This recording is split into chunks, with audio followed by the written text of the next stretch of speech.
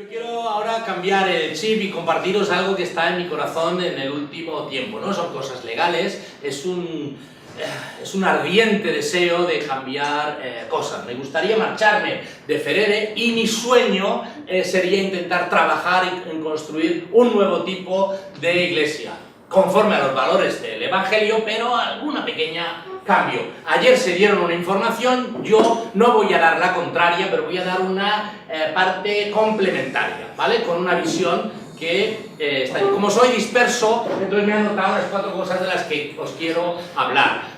Si no lo hago, pues ya las leéis allí y ya lo decís. Primero, el misterio escondido, la iglesia.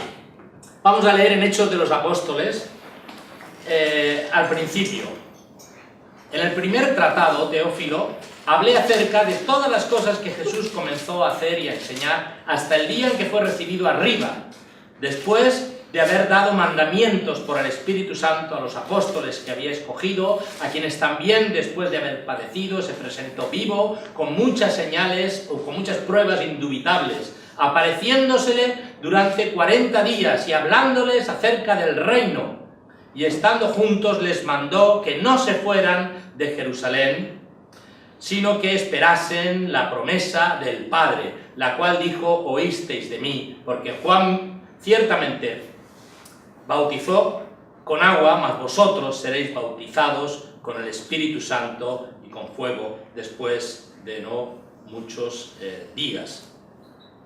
Y sí, esto está relacionado con el final, el principio de los Hechos, es el final de Lucas. Y Lucas termina señalando que Jesús se les apareció, Lucas 24, 44, y les dijo: estas son las palabras que os hablé estando aún con vosotros, que era necesario que se cumpliese todo lo que está escrito de mí en la ley de Moisés, en los profetas y en los salmos. Entonces, aquí viene esto, lo del ministerio escondido, el misterio escondido, entonces les abrió el entendimiento, para que descubrieran algo que, habiendo estado todo el tiempo con Jesús, quizás no habían entendido del todo. En otros lugares de la Biblia se habla de misterio ahí escondido, que es revelado.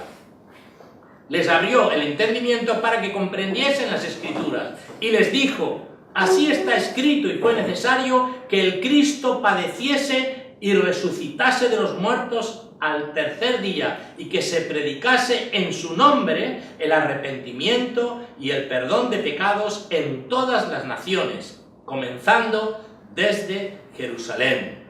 Y vosotros sois testigos de estas cosas. Este es el gran misterio escondido, que un judío está allí, nace, y que tiene un plan de salvación no solo para los judíos, sino para todo el mundo. Esto era muy difícil de entender para los judíos. Ese ministerio escondido es la iglesia y su labor que tiene que hacer en esta tierra. La iglesia formada por todas las personas, de todos los tiempos, de todos los lugares, de todas las culturas, en un solo cuerpo, y estando unida por toda la eternidad con Cristo. Es algo que difícilmente podemos comprender. Y yo, estando en esta reflexión, me di cuenta que nosotros no reproducimos exactamente esa visión ideal de la iglesia. Nosotros estamos construyendo iglesias geográficas, culturales, étnicas, lingüísticas. Y no estoy seguro si eso se ajusta del todo, entra dentro de todo esto, pero puede que tengamos que poder hacer un ajuste, si es posible, mejor. Y esto es lo que yo quiero compartir. Jesús padeció por esta idea también. Y él, cuando fue violento, parece una sola vez, en el templo, que se puso allí y expulsó a la gente que estaban allí en la mesa de los cambistas, fue porque estaban estorbando el lugar que estaba diseñado para donde se iba a desarrollar la iglesia del futuro, el atrio de los gentiles. Y él señala: mi casa es casa de oración para las naciones. Así tiene que ser conocido. Así es como yo creo que nosotros hoy debemos hacer el enfoque de nuestra iglesia.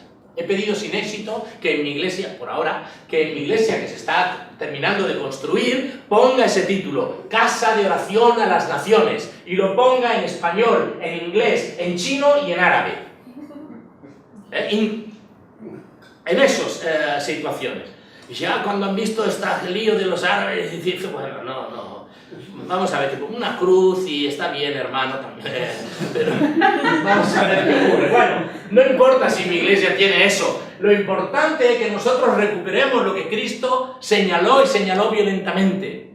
Una iglesia para las naciones. Una iglesia que esté abierta, que interceda, que sufra, que ore por las naciones que están allí. Porque las naciones es lo que Cristo quería alcanzar. Empezando desde Jerusalén, pero a todos los lugares. Quería trascender de eso. Y vemos aquí en Hechos de los Apóstoles, en lo que hemos leído, que los apóstoles no lo tenían mucho claro. Jesús había estado 40 días allí apareciéndose. ¡Pum! Te voy a explicar ahora lo más importante. Te abro el entendimiento para que tú entiendas cuál es el propósito, lo que yo quiero hacer. No os vayáis de Jerusalén, no vais a recibir el Espíritu Santo que os va a marcar más fuertemente. Pero a mi juicio no lo tenían claro, del todo. Y mi pregunta es si nosotros lo tenemos claro del todo, y si yo también lo tengo claro del todo, ¿cuál es el verdadero corazón de Dios? Que no se fueran de Jerusalén y que les explicó todo esto, estuvo 40 días. Oye, ya me voy, mira, oye, que me voy, te voy a dejar la tarea fundamental, los recados, esto es lo importante, esto es lo clave.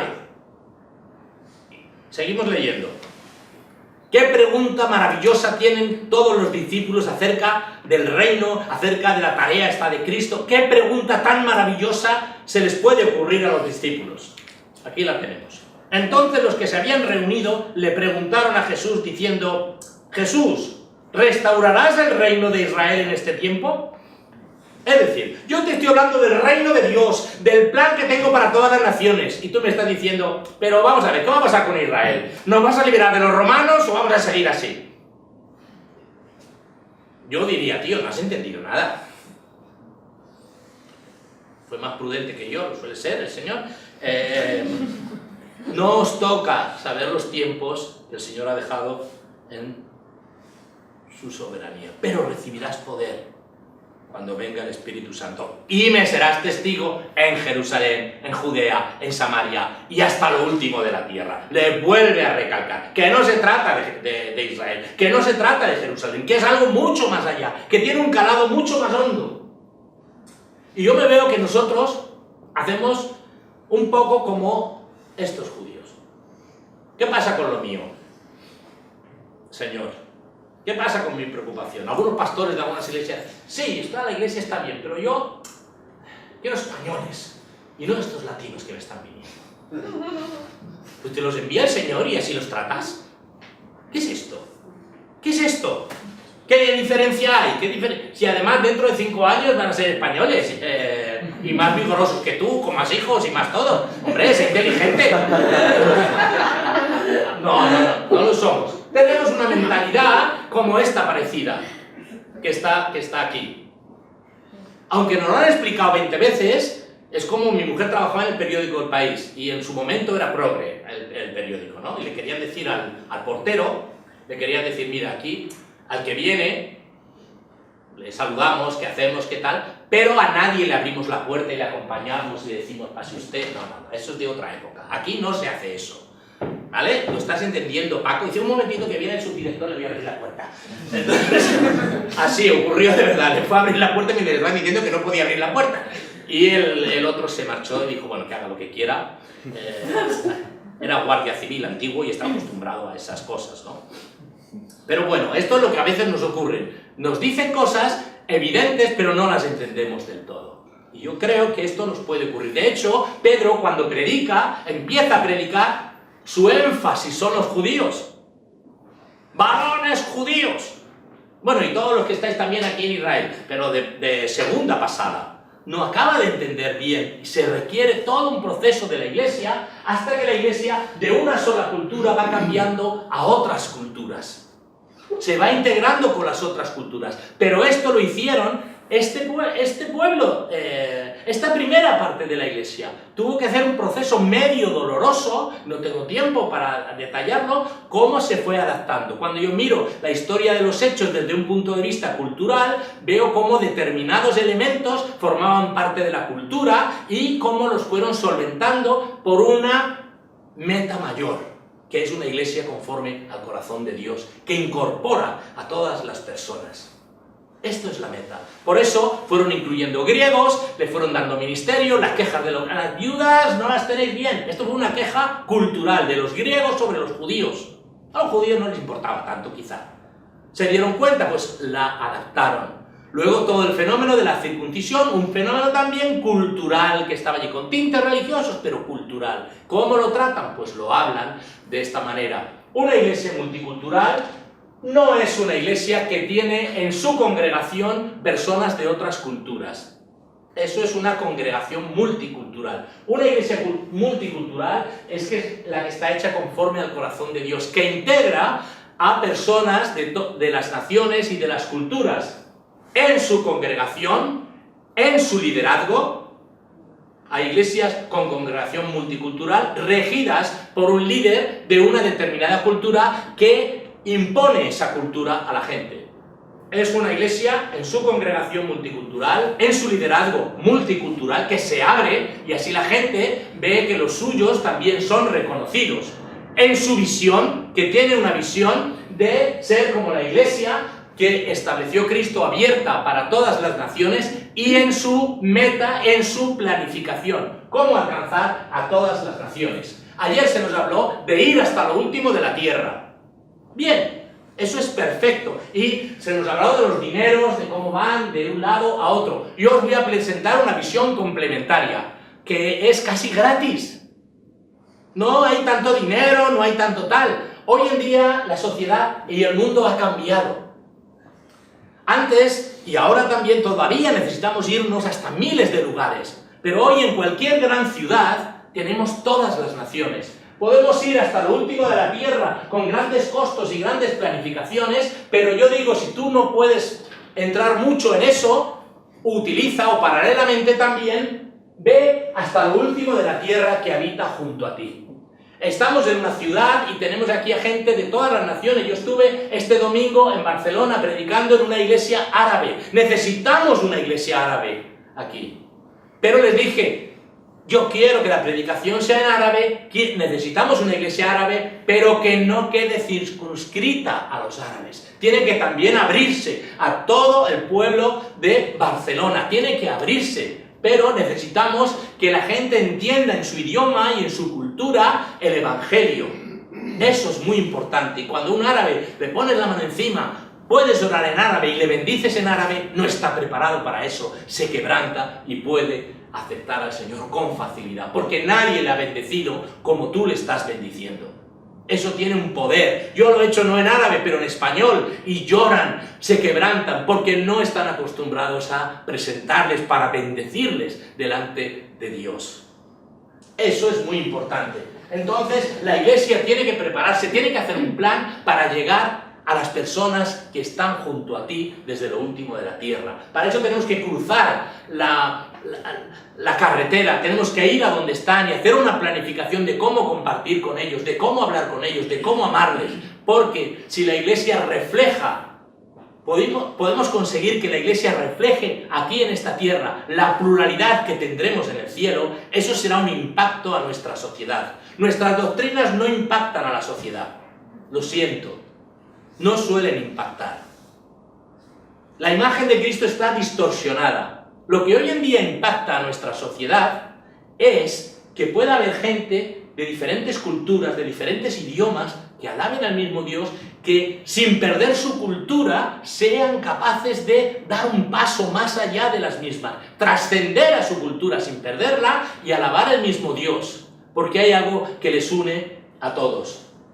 Esto sería la parte fundamental, el sueño de unas iglesias que pueden ser significativas en la comunidad. ir, pero también abrir las puertas para que venga a ti toda la riqueza de las naciones. Así es como es contemplada la gente que vuelve para construir la nueva Sión. Riqueza que viene a nosotros. No son gente de segunda clase o de tercera clase. Así les hacen sentir en muchas ocasiones en nuestra sociedad. Nosotros debemos ir a ellos con amor, dispuestos a derramar también la vida por ellos, porque son objetos del amor de Dios, y a emplear tiempo. Ahí encontraremos gente más receptiva y podemos encontrar gente en la que esté. Pero tenemos que prepararnos para esa materia. Entonces a veces estamos solo preparados para ofrecer un evangelio adaptado solo a nuestra cultura. Eso implicará cambios si adoptamos esa metodología de qué hacer, de cómo no hacer, y planificar estrategias de cómo llegar a todas estas personas. Yo creo que una iglesia así, para las naciones, será una iglesia que podrá tener un impacto en nuestra sociedad. En su momento ¿qué tuvo impacto en la sociedad? Los que trabajaban con una sociedad, con una necesidad sentida. En un momento las drogas, está con la heroína y está la gente, las familias destrozadas. Cuando la iglesia se volcó a dar una respuesta a esas personas que eran marginadas, expulsadas aún de su familia, con razón o sin razón, y les dieron, tú vales para Dios. Eso hizo crecer la iglesia. Cuando había un nivel de pobreza muy importante y la iglesia se volcó, esto hizo crecer la iglesia. Cuando estábamos movidos con nuestras fórmulas muy rígidas y vino el movimiento pentecostal y carismático, aunque no aceptáramos sus doctrinas, nos influyó en la forma de alabanza. No nos daba tanto miedo cerrar los ojos y decir gracias, Señor. Eso se los debemos a ellos. ¿Por qué? Yo he sido educado a decir gracias, Señor. Entonces me cuesta, cuando me voy con los pentecostales les veo así, que yo me da envidia un poco, pero no puedo. Tampoco pasa nada, pues no lo hago, sigo dando gracias, Señor, pero hay algo que en su libertad que me va, porque yo he sido educado a lo rígido, ¿no? He sido educado a lo rígido. Bueno, pues esto nos han influido un poco, nos han dado cierta libertad. Hay algunos que dicen que si no saltan no eres creyente, bueno, estas cosas ya las eliminamos, ¿no? Las eliminamos, pero algo nos están afectando. Ahora, lo que impactará a nuestra sociedad será esto, que podamos construir una iglesia que sepa convivir con las diferencias, con las culturas, pero alabando a un mismo Dios enfáticamente y con entusiasmo, de manera que nuestra sociedad de fuera pueda ver este tipo de comunidad y puedan decir, estos tienen algo, ¿cómo han podido conseguir esto? ¿Cuál es su secreto? ¿Renunciar a la identidad nacional? No. Hay una identidad superior que es esta y es el amor de Cristo. A mí me hizo convencerme esa curiosidad. Vi personas cuando me convertí en el 71 que habían dejado las drogas. Algunos habían estado en prostitución por eso. ¿Cómo esta persona ha podido estar con esa carita de ángel que tiene? Este tiene algo que yo no tengo. Esa curiosidad me hizo convertirme. Algunos de mis compañeros iban a ver si flaquean y vuelven como antes y me puedo aprovechar yo algo. Esto es lo que iban, no flaquearon y se pudieron aprovechar, y algunos eso les fue testimonio. En su momento esa situación a mí me impactó. Hoy creo que puede ser el momento también que podamos impactar también a nuestra sociedad ajustando nuestro modelo de iglesia al corazón de Dios. Una iglesia que estará compuesta de todas las naciones. Y la que yo he pedido al Señor, que si me echan o cuando me echen de la Fered y me tengan que ir, que me dé un tiempito para intentar trabajar para construir este tipo de iglesia. Pero no sé si soy demasiado violento como David o esto, pero no sé si lo intentará, pero ahí está el corazón. Al menos si yo no lo intento, que podáis ser algunos de vosotros, ese será mi sueño cumplido. Muchas gracias. Dios os bendiga.